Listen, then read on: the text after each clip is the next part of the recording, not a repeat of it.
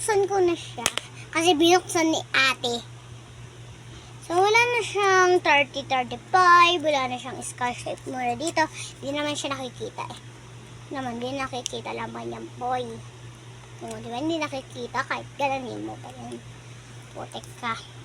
1, 2, 3. Buksan na natin. Binuksan na ni ate pero bubuksan pa rin natin. Kasi gusto nyo pa rin mag-unboxing ako kahit nabuksan ko siya. O, 1, 2, 3.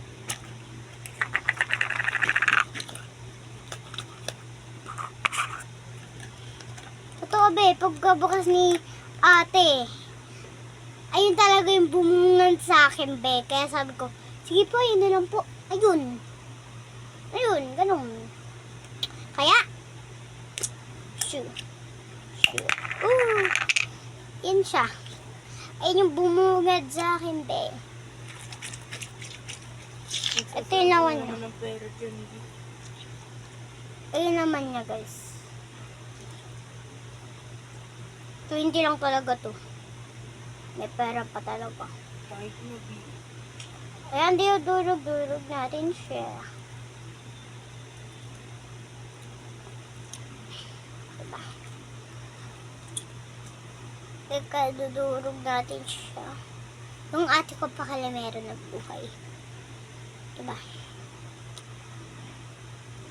Kanina, yung bumibili kami, nakita din namin yung kaaway namin. Kumain pa kasi ate ko ng siomay. Yung binubutas ko, hindi ko pala siya binubutas. Sisira ko yung laman niya. Yung parang diodurog natin. Diba? Isa ko kasi talaga turog. Durugin natin.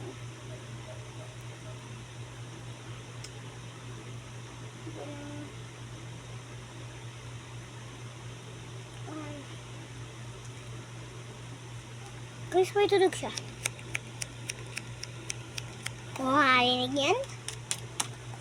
So, ano tayo? Part 1 to guys ha.